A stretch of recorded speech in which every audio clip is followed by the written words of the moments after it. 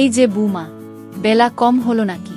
দুপুর যে হয়ে এলো অথচ তোমার রান্না শেষ হওয়ার দেখছি কোনো নাম গন্ধি নেই। বসে বসে কি করো শুনি? মা, আপনি এভাবে বলছেন কেন? আমি তো কাজ করতেছি। একা একা কাজ করতে একটু তো সময় লাগবেই। আর রান্না প্রায় শেষ এর দিকে। আমার মুখে মুখে তর্ক।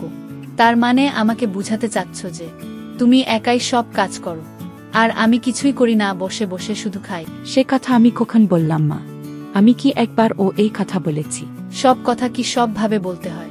তুমি কি বুঝাতে চাইছো? আমি ঠিক বুঝে গেছি, আমাকে আর কিছু বুঝাতে হবে না তোমার। আসুক আজ আমার ছেলে। মা, আপনি শুধু শুধু আমার উপর রাগ করছেন। আমি কিন্তু সেরকম কিছু বলিনি আপনাকে। তবুও আপনি আমার সাথে এইভাবে কথা বলছেন কেন? এখন আবার আমার তোমার কাছ থেকে কথা বলা শিখতে হবে? আজ এর সব কিছুরই বিচার হবে। মা, আমার সাথে সব সময় এমন কেন করে আমি বুঝি না। আমি তো সব কাজ সময় মতো করার চেষ্টা করি। আমি একটু ভুল করলেই আমার শাশুড়ি আমার সাথে এমন করে। আমি কি করলে আমার শাশুড়ি আমাকে নিজের মেয়ের মতন ভালোবাসবে?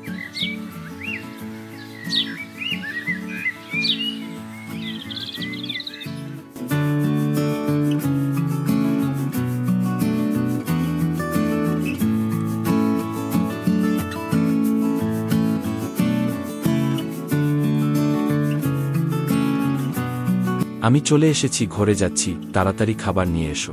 আপনি ঘরে গিয়ে বসুন, আমি খাবার নিয়ে যাচ্ছি। কামাল, বাড়ি চলে এসেছিস বাবা? এবার আমার ঘরে আয় তো বাবা, তোর সাথে একটু দরকারি কথা আছে। হে মা, কাজ থেকে ফিরলাম মাত্র। হে মা, বলো। তোর বউ এর কেমন মুখ হয়েছে জানিস? সে আমার মুখে মুখে কথা বলে। আজ আবার আমাকে বলেছে আমি নাকি কোনো কাজ করি না, বসে বসে খাই। এমন কথা সে আমাকে বলা শুরু করেছে। তুই এর বিচার না করলে আমি কিন্তু এই বাড়িতে আর থাকবো না, এই আমি বলে দিলাম। কি এত বড় সাহস তোমাকে এসব কথা বলে? আমি ওর শেষ দেখে ছাড়বো আজ। ঘরে খাবার দিয়েছি, এসে খেয়ে যান। আগে তোমাকে খাওয়াবো। তোমার সাহস কিভাবে হয় আমার মায়ের সাথে এভাবে কথা বলার? কোনো সাহসে তুমি আমার মায়ের সাথে এভাবে কথা বলো? আমি তো মাকে কিছুই বলিনি। মা আমাকে রান্নার কথা বলছিলেন, আমি শুধু বলছিলাম একা কাজ করতে একটু সময় লাগে। তুমি আমার মাকে তাও বলতে পারবে না? আর কোনো দিন আমার মায়ের মুখের উপর কথা বললে সেই দিনই তোমাকে বাড়ি থেকে বের করে দিব, এই আমি বলে রাখলাম। আর একা কাজ করতে যদি এতই কষ্ট হয় তাহলে তোমার বাপকে গিয়ে বলো একটা কাজের মেয়ে পাঠাতে, সে না হয় তোমার কাজ করে দিবে। আপনার যা বলার আমাকে বলুন, আমার বাবা মাকে নিয়ে কিছু বলবেন না বলে দিলাম। দেখেছিস বাবা, তোর মুখের উপর ও কেমন কথা বলছে? আমার মুখের উপর ও ঠিক এমন কথা বলে। বাপের বাড়ি থেকে তো 2 পয়সা নিয়ে আসার মুরদ নেই, কিন্তু মুখে খুব বড় বড় কথা। তাই তো দেখছি। দাঁড়াও না, এরপর ও বাবা এই বাড়িতে আসুক, বলে দিব তার মেয়েকে নিয়ে যেতে। তারপর না হয় দরকার হলে বড়লোক শ্বশুর বাড়ি দেখে আরেকটা বিয়ে করব। সে তুই ঠিক বলেছিস। কি দেখে যে তখন এমন ঘর থেকে বউ এনেছিলাম কে জানে। বিধাতা এ কেমন কপাল দিয়ে তুমি আমাকে পাঠিয়েছিলে এই দুনিয়াতে। ছোটবেলায় মাকে হারিয়েছি, নিজের বাড়িতে সৎ মা এর কাছে কাজের মেয়ের মতন বড় হয়েছি। বিয়ের পর ভেবেছিলাম শাশুড়ি হয়তো আমাকে নিজের মেয়ের মতন ভালোবাসবে, আমি তো তাকে নিজের মাই ভাবতাম। কিন্তু এখানেও আমি অবহেলিত। নিজের স্বামীর কাছে তো আমি কাজের মেয়ের চেয়েও কম কিছু না। এভাবে ন্যাকা কান্না না করে কাজগুলা করো দেখি। রান্নাঘর তা কি নোংরাই না করে রেখেছ? আমি এখনই সব পরিষ্কার করতেছি মা।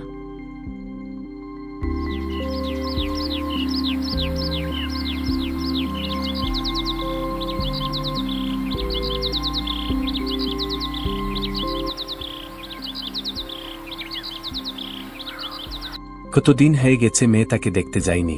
কাল একবার মেয়েটাকে দেখতে যাব। তোমার মেয়ে তুমি দেখতে যাবে সে তোমার ইচ্ছা, কিন্তু ভুলেও সাথে করে নিয়ে আসবে না বলে দিলাম। এটা তুমি কেমন কথা বলছো? মেয়েটা কতদিন হলো গেছে, একবার আসে একটু ঘুরে যাবে না? আর ওকে ওখানে এভাবে রাখলে ওর শ্বশুর বাড়ির লোক কি বলবে বলো? তোমার নিজের মেয়ে হলে কি এমন করতে? সেটাই তো নিজের মেয়ে না, তাই আমি ওকে পাল্টেও পারবো না। তুমি ওকে নিয়ে আসতে পারবে না। আর যদি তুমি আমার কথা না শোনো তাহলে আমি তোমার বাড়ি ছেড়ে চলে যাব। ঠিক আছে, তুমি থাকো, আমার মেয়েকে না হয় আমি এক পলক চোখের দেখা দেখে আসব। আজ সকাল থেকে কেমন জানি লাগছে, খুব বাবার কথা মনে পড়ছে।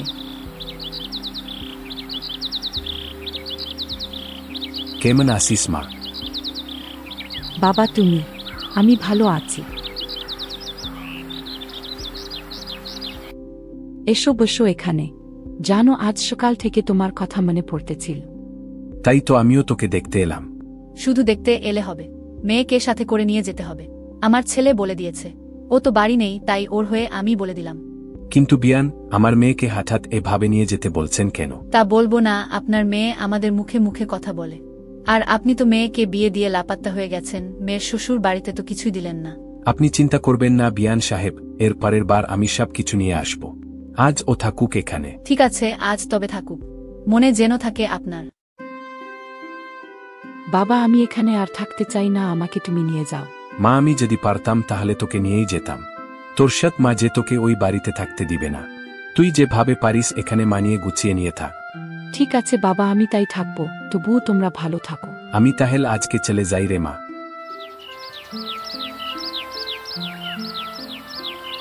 কেমন বাবা হয়েছি আমি। মেয়েটা আজকে আমার সাথে বাড়ি আসতে চাইল, কিন্তু আমি বাবা হয়ে ওকে বাড়ি নিয়ে আসতে পারলাম না। দে করেই হোক, ওর মাকে বুঝিয়ে মেয়েটাকে বাড়ি নিয়ে আসতেই হবে, না হলে আমি নিজেকে ক্ষমা করতে পারবো না।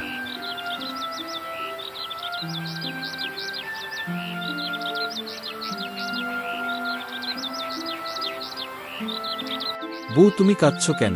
কে তুমি, আর কথা থেকে আসলে তুমি? আমি পঙ্খিরাজ ঘোড়া।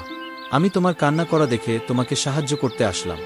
এবার বলো, তুমি কান্না করতেছিলে কেন? আমার বিয়ের সময় আমার বাবা আমার সৎ মা এর কারণে আমার শ্বশুর বাড়িতে তেমন কিছুই দিতে পারেনি, এখনো দেয় না। সেই সব নিয়ে আমার শাশুড়ি আর আমার স্বামী সব সময় আমায় কথা শোনায়। আবার আমার সৎ মা এর ভয়ে আমার বাবা আমাকে আর বাড়িতেও নিয়ে যেতে পারে না।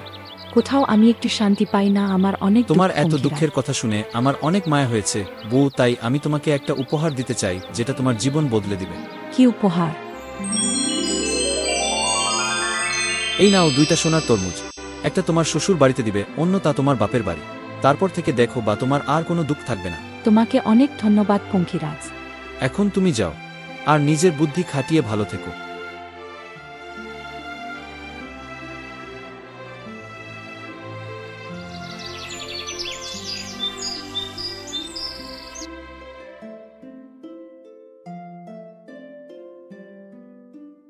মা, আপনারা এতদিন আমাকে অনেক কথা শুনিয়েছেন। এই নিন সোনার তরমুজ। এতদিন আমার জন্য আপনাদের যা খরচ হয়েছে, আশা করি এটা বিক্রি করলে সেই খরচ উঠে যাবে। আমি এবার আসছি। দেখলি কেমন তেজ দেখিয়ে চলে গেল। গিয়েছে যখন যেতে দাও, কয়েকদিন পর দেখবে সৎ মা এর লাঠি খেয়ে আবার চলে আসবে। ঠিক বলেছিস।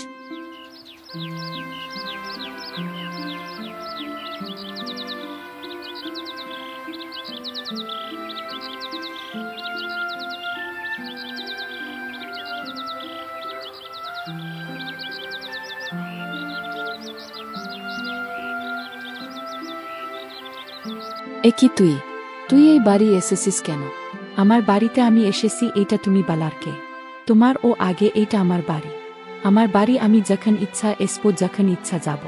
তুমি আমাকে কিছুই বলতে পারবে না। সেতুমা, তুই এসেছিস, খুব ভালো করেছিস। তোমার মেয়ের সাহস দেখেছ? সে আমার সাথে তর্ক করতেছে। তুমি এখনই ওকে তাড়িয়ে দাও এই বাড়ি থেকে। তা আর হবে না। আমার মেয়েকে আমি আর কোথাও তাড়িয়ে দিব না। দরকার হলে তুমি চলে যাও। বাবা, এই দেখো কি নিয়ে এসেছি। এটা সোনার তরমুজ। তুমি এটা বিক্রি করলে অনেক টাকা পাবে, তোমার সব অভাব দূর হয়ে যাবে। ও তো দেখছি অনেক টাকার জিনিস নিয়ে এসেছে, ওকে আর অবহেলা করা যাবে না, আর এ বাড়ি থেকে চলে যেতেও দেওয়া যাবে না। তার থেকে ভালো সব মানিয়ে নেই। মা, তুই কিছু মনে করিস না, আসলে আমাদের অভাবের সংসার তো, তাই একটু অমন করেছি। আসলে আমি তোকে অনেক ভালোবাসি। তোর যতদিন ইচ্ছে তুই থাকে এই বাড়িতে।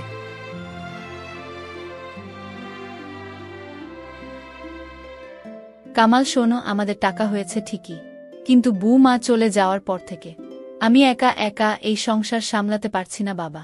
তুই গিয়ে বউ মাকে নিয়ে আয়। আমিও তাই বলছি মা, ও ছাড়া সত্যি আর এই সংসার চলছে না। আমি এখনই যাচ্ছি।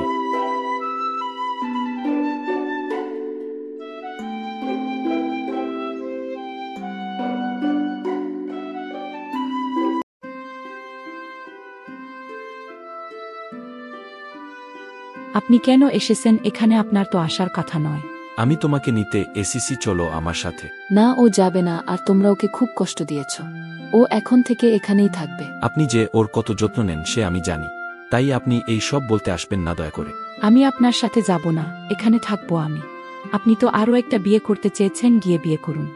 দেখো তুমি রাগ করে আছো, কিন্তু বিশ্বাস করো এমন ভুল আর জীবনে হবে না। মা, ও তোমার জন্য অপেক্ষা করছে। বাবা, আপনি সেতুকে বলেন না আমার সাথে যেতে। মা, যেহেতু ওই ওর ভুল বুঝতে পেরেছে, তুই যা ওর সাথে। ঠিক আছে, তুমি যখন বলছো আমি যাচ্ছি, কিন্তু কথা দাও তুমি দেখতে যাবে আমাকে। যাবো, তুই ছাড়া আর কে আছে আমার বোন? আমি নিচ্ছি, দেখতে যাব তোকে।